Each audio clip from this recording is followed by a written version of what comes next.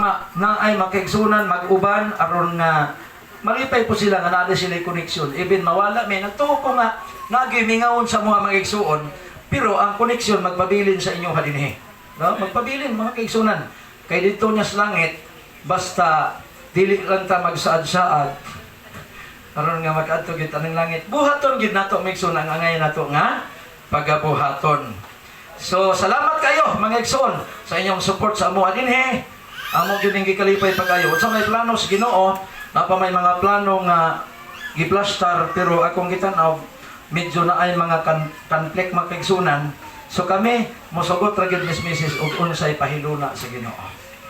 No? Alang sa atong mga bag-o nga makigsunan, mahinaot ko nga ato gyud silang atimanon. So niya pa tay makigsuon, Brother Raymond, mahinaot ko nga kung makita ta sunod nga panahon, usa nakas mo barog dinhi na makikuban sa atong mga mag-alawit. Amen? Amen. Atong makigsunan nga mga bag-uhan, ato sila nga matutuon, ato silang praktisan, hatagan nato silang mga bahin, anam-anam silang mobarog dinhi aron mahimo na sab sila nga iwag o suga ngadto sa uban. O dili man diha-diha, di man may dali, pero ngadto-ngadto mahimo silang hamtong sa pag-alagad sa Ginoo. Amen? So, ang ato hisgutan karon mga igsoon, sumala sa gibasa sa atong mabdikon nga elder, murag simple ra gid kay ni mga igsuon nga pagtuon karon, pero ug sa ako pang amigo simple pero rock. Ano man kay ato ning masabtan karon mga igsunan kun ngano nga giingon ni Ginoong Hesus nga mailhan sila pinaagi sa ilang bunga, no? Maghisgot ron may igsuon og life is like a tree. Ang kinabuhi sama sa kahoy. Pero sa di pa tama ito sanahan, ako mong hangyawan mga igsuon, magaampo sa kita atong idugot ng mga ulo. Ginoong Diyos, salamat kayo sa ibang gugma o pagkamaayo. Nining bulawanong panahon, kanikauban kami sa makaigsunan din sa dapit sa ligadan, sa mga kaigsunan nga bagong midawat kanimo, sa tanan nga nagasuportar nining buluhaton, nining atak na ako nagpasalamat kanimo dako. Ako usab naghangyo kanimo sa pinasahi. Brother Loloy nga diin gibabagan sa kaaway sa dakong handong nga makiguban sa pagsimba ning adlaw. Salamat kayo Diyos nga bisan tuod naa sa disgrasya walay nahitabo diya sa iyang kinabuhi ug sa makaigsuonan. Salamat kayo nga diin dunay mga pagsulay nga madasmag kanamo aron kanunay kami ang mahimong suod diha kanimo. Kay nasayod kami nga sa panahon sa makalisdanan mosamot ang among dakong handom sa pagpakigduol diha kanimo. Panalangin kining among kongregasyon ining atak na ugang tibok naong sayuta nga naging sa ulog ining adlaw nga balaan nga gipanguluhan kani adto sa imong alagad sa Salmista David Salmo 42 bersikulo 4. Ingon si David, nahinumduman ko o Dios ang mga panahon nga ako nahimong nagdumala ug nangulo sa mga sa dakong panon sa katawhan nga nagasaulog sa adlaw balaan. Ining atak na among ipangayo ang itong kaalam aron amo sabtan kini butang among pagatunan. Ang tanan gitugyan sa ngalan ni Jesus. Amen. Kaya mga igsoon, akong basahon ang 7 versikulo 20 nga gibasa sa ato nga igsoon. Unya, ako ning ilahos sa 21. Ingon pa dinhi, sa ingon ni Ana, mailan ninyo sila pinaagi sa ilang mga bunga. Kita maug tao mga igsuon nga nagbaklay nga naay bunga sa iyang ulo mangga. Naay bunga sa iyang damgan nagkumbayot lansones. Naglakaw sa dala nagkumbayot bungas durian. Nay akong amigo yung basya, brad, basi gusto kang makakwartag dako-dako, hiring karon. Kung sa mana, insya tag 2,000 ang oras. Ko murag talagsaon na nga trabaho kay dako-dako siguro dako-dako man nga sweldo. Masya talagsaon ra ni kay di magamaabtag bulan ani. Unsa man din na siya magsalo lang kas durian. Aron di mo tog pasyuta. Ganahan ka na, Brad Peter? May pay mandeliver na lang tagpaano, ginana man ang tigsalo tanang durian. Napugoy amigo siya, bisag wa kay grado, pwede ka sa opisina, maglingkod ra ka. Naon sa may buhaton, igawas lang imong dila. Kay mo lang kag pahiram dito sa post office.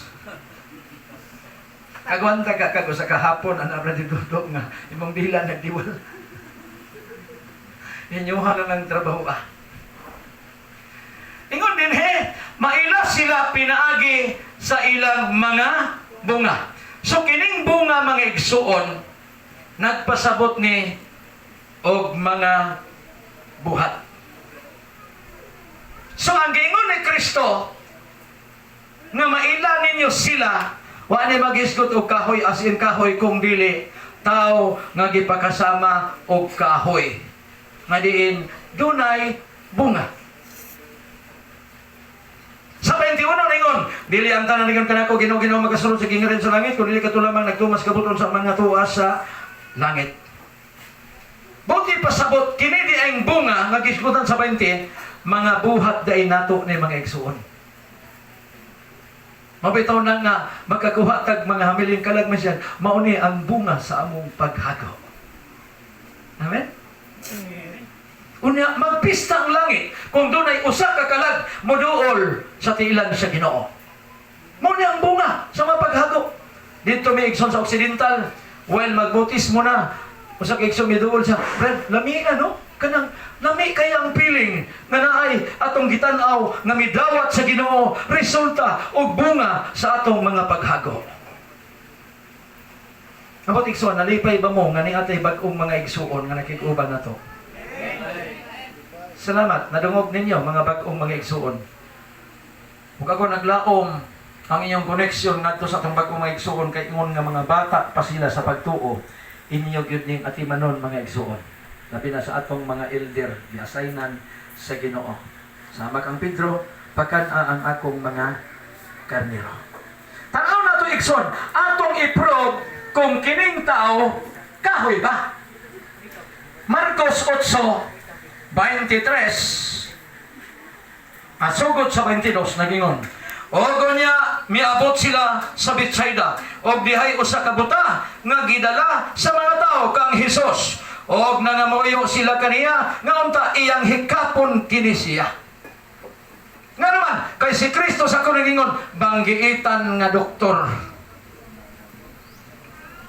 23, "O gigunitan niya ang buta diha sa kamot og iyang gidala sa gawas sa balangay og sa gitatalithian niya ang iyang mga mata og gitapin-an siya sa mga kamot niya nangutana siya kaniya, do na kabay nakita?" Unsa niyo pagsabot igsoon ining talithi? Ha? Hallelujah! Mga rana to. Wa madayon ganiha. Iyang gitalithian ang iyang mata. Ang akong papasaw na menomdom ko kay brasyunan mo to. Unil kami po, napod may gipangsulog na mga kanang saliko maigsoon nga nay mga langgam, unya nay mga sulat nga Latin, unsa na to dito, di gyud ming kasabot og unsa to. Napod mi puro nga pula, unya nami bakos kanang eksibin gibutan dinhi. Di mi kasabot og unsa toy nasulat.